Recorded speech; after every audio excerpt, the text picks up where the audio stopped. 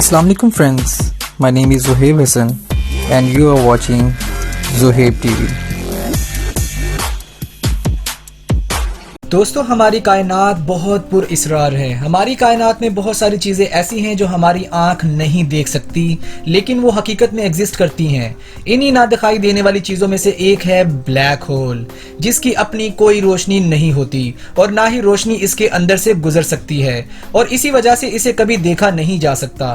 तकरीबन हर गैलेक्सी के सेंटर में एक ब्लैक होल होता है और हमारी गैलेक्सी मिल्की वे के सेंटर में भी एक सुपर मैसिव ब्लैक होल मौजूद है, जिसका नाम है सैजिटेरियस ए। लेकिन ठहरिए, यहाँ एक सवाल पैदा होता है कि हमने इसे कैसे देखा।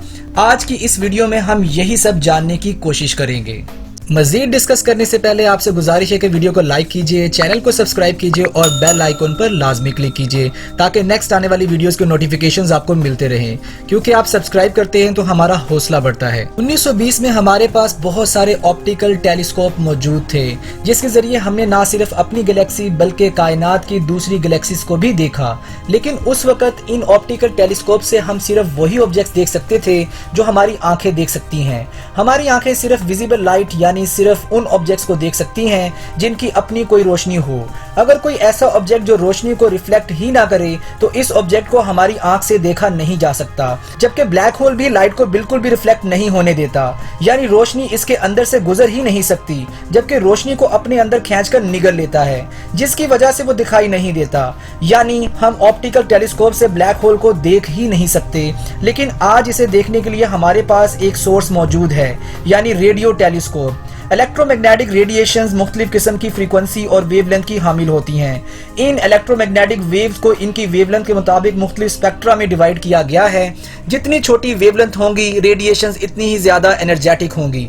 इसी तरह से इसे छोटी से बड़ी वेवलेंथ में कुछ इस तरह से तकसीम किया गया है, जिनमें gamma rays, X rays, ultraviolet rays, visible rays, infrared, microwaves और रेडियो वेव्स शामिल हैं। 1930 में एक American radio engineer Karl Jansky, जिन्हें the father of radio astronomy भी कहा जाता है, उन्होंने एक रेडियो एंटीना को इजाद किया जिसका डायमीटर 100 फुट और इसे एक 20 फुट ऊंचे स्टैंड पर लगाया गया था। उन्होंने जो एंटीना बनाया था वो 20.5 मेगाहर्ट्ज फ्रीक्वेंसीज को कैच कर सकता था, और ये एंटीना एक टर्न टेबल पर फिक्स किया गया था, जिसकी वजह से इसे आसानी से चारों तरफ घुमाया जा सकता था। इस एंटीना से 3 महीने सिग्नल्स रिकॉर्ड करने के बाद कार्ल जेंस्की ने इन सिग्नल्स को 3 कैटेगरीज में डिवाइड किया। नंबर 1, नजदीक से आने वाले थंडरस्टॉर्म से निकलने वाली वेव्स। नंबर 2, दूर के थंडरस्टॉर्म से निकलने वाले सिग्नल्स। और नंबर 3, बहुत ही धुंधला और अजीब सा सिग्नल जो कहां से आ रहा था, इन्हें इस बारे में कुछ कंफर्म नहीं हो रहा था। इस बात ने इन्हें तजस्सुस में डाल दिया और वो इस सिग्नल के ओरिजिन की खोज में लग गए कि आखिर ये सिग्नल आ कहां से रहे हैं। पहले उन्हें ऐसा लगा कि ये सिग्नल हमारे सूरज से आ रहे हैं, क्योंकि ये सिग्नल सूरज की डायरेक्शन से आ रहे थे। लेकिन उन्होंने बाद में नोटिस किया कि ये सिग्नल सूरज से नहीं बल्कि कहीं और से आ रहे थे। उन्होंने इन सिग्नल्स को नाम दिया द स्टार नॉइज। लेकिन जेंस्की के एक एस्ट्रोनॉमर ना होने की वजह से लोगों ने इनकी डिस्कवरीज में ज्यादा दिलचस्पी नहीं दिखाई। लेकिन उन्होंने जिन सिग्नल्स की खोज की थी वो हमारे मिल्की वे गैलेक्सी के सेंटर से आ रहे थे, जो एक बहुत बड़ी डिस्कवरी थी। लेकिन उस वक्त किसी ने भी इस बात पर खास तवज्जो नहीं दी। लेकिन जैसे जैसे रेडियो टेक्नोलॉजी ने तरक्की की, वैसे वैसे हमारे यूनिवर्स को देखने के नजरियात बदलने लगे।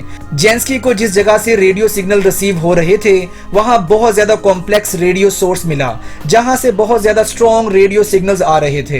यानी वहां कोई ऐसी चीज थी जहां से बहुत ही तेज रेडियो वेव्स बाहर निकल रही थी।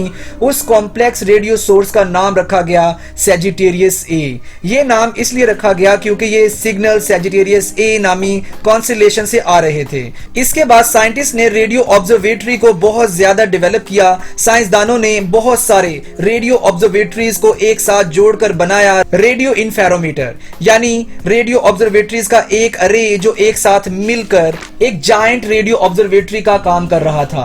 इसकी वजह से रेडियो वेव्स में आने वाली छोटी चेंजेस को भी नोट किया जा सकता था। सन 1970 में एक एस्ट्रोनॉमर ब्रूस बैलक और रॉबर्ट ब्राउन ने नेशनल रेडियो एस्ट्रोनॉमी ऑब्जर्वेटरी यानी कि NRAO के बेस लाइन इंफेरोमीटर के जरिए लगातार सैजिटेरियस ए की लोकेशन पर नजर रखी। आखिरकार 13 फरवरी 1974 को उन्होंने उस लोकेशन पर बहुत ही ज्यादा कॉम्पैक्ट और चमकदार ऑब्जेक्ट को ढूंढ निकाला। ये जो भी ऑब्जेक्ट था बहुत तेज रेडियो वेव्स खारिज कर रहा था, जो एक बहुत ही ताकतवर चीज थी। फिर यहाँ मिल्की वे के बिल्कुल सेंटर में दरियाफ्त किया गया एक सुपर मैसिव ब्लैक होल को, जिसे सैजिटेरियस ए स्टार का नाम दिया गया। लेकिन अभी साइंटिस्ट ने इस बात को कंफर्म नहीं किया था। दरअसल वो इस बात पर सेटिस्फाइड नहीं थे कि ये असल में एक ब्लैक होल है या नहीं, क्योंकि ये साइंटिस्ट का सिर्फ एक अंदाजा है कि ये एक सुपर मैसिव ब्लैक होल हो सकता है। 16 अक्टूबर 2002 को एक जर्मनी के एस्ट्रोफिजिसिस्ट रेनहार्ड गेंजेल ने अपनी इंटरनेशनल टीम के साथ मिलकर सैजिटेरियस ए स्टार के पास मौजूद स्टार S2 की मोशन की रिपोर्ट पेश की। उन्होंने जो डाटा कलेक्ट किया था, इसके मुताबिक सैजिटेरियस ए स्टार के पास एक स्टार क्लस्टर भी मौजूद है। बाद में उसमें मौजूद स्टार्स पर स्टडी की गई तो उनकी मूवमेंट से ये पता चला कि सारे स्टार्स बहुत तेजी से एक चीज का चक्कर लगा रहे हैं, एक ऐसी चीज जो बहुत ज्यादा मैसिव है, जिसका मैस तकरीबन 40 लाख सोलर मैसेज के बराबर है, जिसका साइज तकरीबन 44 लाख किलोमीटर था। ये साइज इतना बड़ा था कि सूरज और मरकरी आसानी से इसमें समा जाएं। इतनी ज्यादा कॉम्पैक्ट और तेज ग्रेविटी वाली चीज जो कोई नहीं, सिर्फ एक सुपर मैसिव ब्लैक होल ही हो सकता था। स्टार्ट में साइंटिस्ट ये सोचते थे कि ये सुपर मैसिव ब्लैक होल हमारी गैलेक्सी मिल्की वे के सेंटर में कहीं मौजूद है, लेकिन बाद में उन्हें इस बात का पता चला कि ये मिल्की वे के सेंटर में नहीं, बल्कि यही सुपर मैसिव ब्लैक होल हमारी गैलेक्सी मिल्की वे का सेंटर है।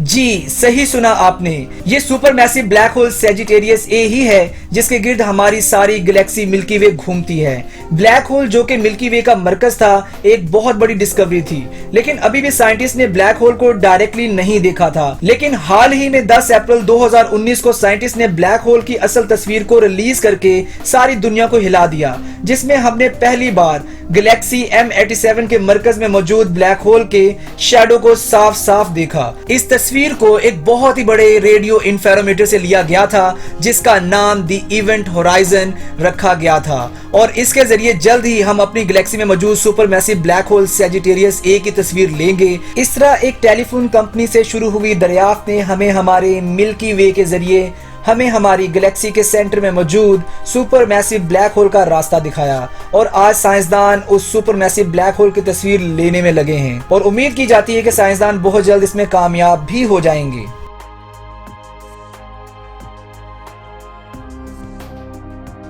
फ्रेंड्स, आज के लिए बस इतना ही।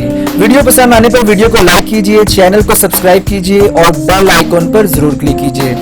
इंशाल्लाह हम बहुत जल्द न्यू वीडियो के साथ आपकी खिदमत में हाजिर होंगे। तब तक अपना ख्याल रखिएगा। Thanks for watching this video. Allah Hafiz.